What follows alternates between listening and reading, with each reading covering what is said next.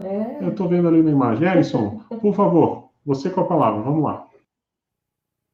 Boa noite. Segue então as anotações do Calepino Conscienciológico de hoje, aula número 275 sobre vingança, ministrada pelo professor César Cordioli.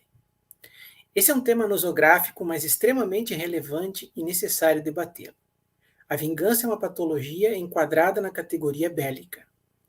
O professor Valdo, no tratado Homo Sapiens Pacíficos, pela análise da dessomática, diz que vingança é o ato ou efeito lesivo, praticado em nome próprio ou alheio, por alguém presumidamente ofendido ou lesado, em represália contra quem é ou seria o causador desse dano, reforçando assim a interprisão grupo-kármica prolongada.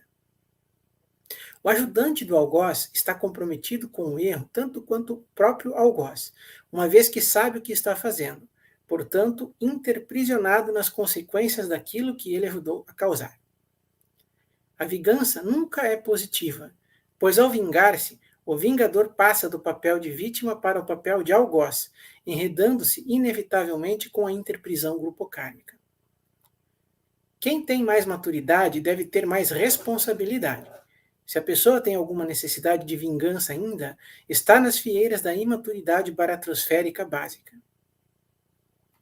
A ausência de holomaturidade é o principal motivo de as pessoas não terem retrocognições. Uma das sutilezas do processo da vingança é o silêncio velado. A pessoa se ofende, se magoa e não abre mais a boca, em represália àquilo ou a quem julgou ofensivo. Quando assistimos a um antigo algoz ou assediador, demonstramos ampliação do nosso patamar evolutivo. Antes de reclamar do algoz, pergunte-se se já esteve naquela posição anteriormente. Agora cabe assistir mais e reclamar menos. Falar de assistência da boca para fora é fácil. É preciso assistir aqueles que mais nos prejudicaram. Quanto mais a consciência evolui, mais se enxerga as imaturidades próprias e dos demais. Isso deve ser posto a serviço da interassistência, com leveza, no dia a dia, para uma convivialidade sadia com os demais. Do contrário, levar tudo a ponta de faca transforma a pessoa numa companhia intragável. O ideal é a vivência do heteroperdoamento com a prática do autoimperdoamento, de forma consciente e lúcida. Você pode admirar uma pessoa sem concordar com tudo o que ela pensa ou faz. É preciso manter o discernimento crítico, praticando o binômio da admiração-discordância, sem fazer a acepção de pessoas. É muito raro alguém, quando se engana, assumir a total responsabilidade pelo seu erro, admitindo os equívocos que a fizeram pensar daquela maneira. É mais fácil responsabilizar os demais pelos próprios erros. Essa interpretação equivocada pode levar a pessoa a querer vingar-se daqueles que ela julga responsáveis pelos seus próprios erros. Vale lembrar a teoria do psiquiatra Stephen Karpman, do triângulo dramático, algoz, salvador, vítima. Fato é que, ao enquadrar-se em qualquer um desses papéis, dentro desse triângulo, a pessoa se encontra no processo de vitimização.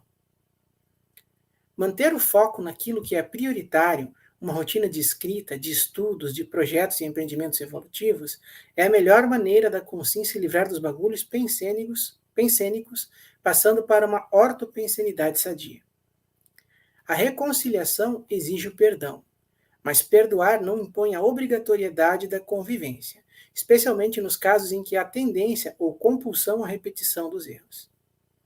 Quem defende muito um lado, denotando traços belicistas, geralmente se associa invariavelmente com os assediadores. Precisa assistir mais, especialmente aqueles de quem discorda, para se associar aos amparadores. Existe uma relação estreita entre a pseudo-harmonia e a vingança.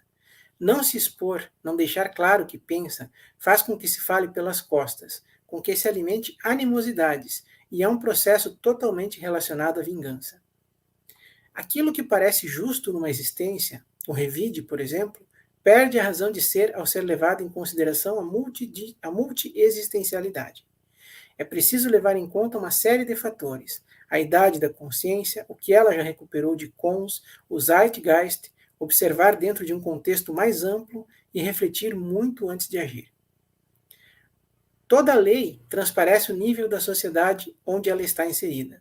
Nosso Código Penal é um exemplo disso. Basta observar o perfil dos nossos legisladores para se entender por que é dessa forma. Muitas injustiças são causadas em nome da lei. A justiça, quando tarda, quase sempre falha.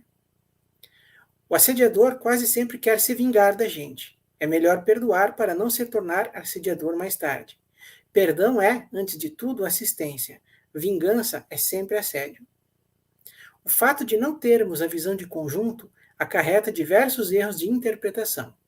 Muitas vezes usamos a nossa régua para medir os demais, e isso implica em erros grosseiros, que poderiam ser resolvidos com escuta ativa, diálogo franco e interassistencial.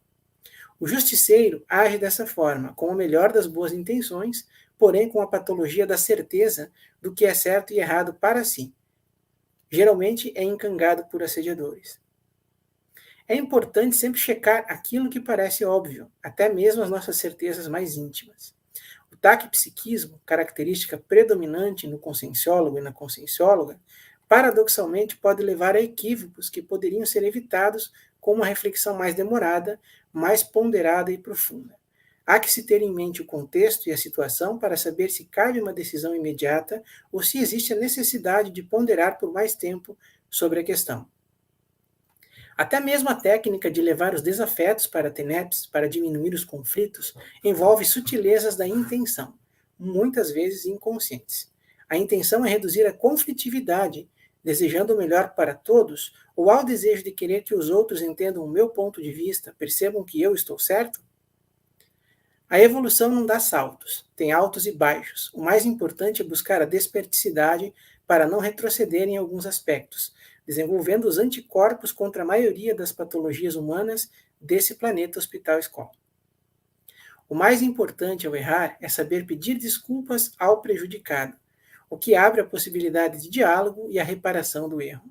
Se não há interesse da parte prejudicada em perdoar, prevalecendo o sentimento da vingança, o ideal é não ser ingênuo e buscar a reparação em outras situações similares que envolvam outras pessoas.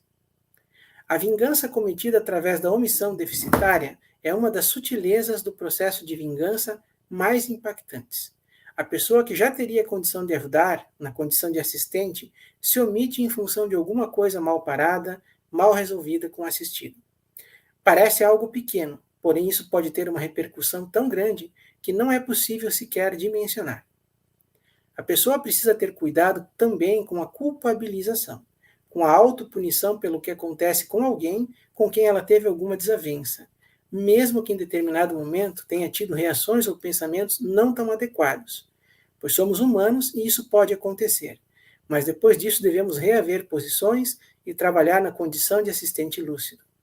Esse cuidado é muito importante, pois a pessoa que se culpabiliza pode se tornar uma vítima da sua vítima, num processo de autovingança, e dessa forma não consegue assistir-se nem a si mesma e nem a outra pessoa. É mais um exemplo das sutilezas do processo de vingança. A técnica da escrita de pensátolas, ou nótulas parapsíquicas, é uma excelente ferramenta de desassédio mental somático, onde a pessoa passa a valorizar muito mais o seu lado com, passando pelo processo inicial de catarse para pensatas mais aprofundadas com o passar do tempo. Por isso, contribui muito para a ampliação da ortopensenidade, com o efeito sinérgico das autorreflexões aprofundadas sobre os mais diferentes temas e sintetizadas no processo de escrita de pensatas.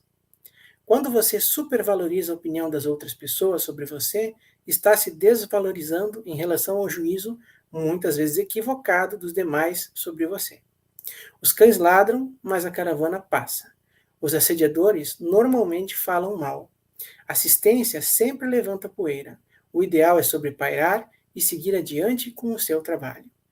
Obrigado, uma ótima semana para todos e até o próximo Calepino.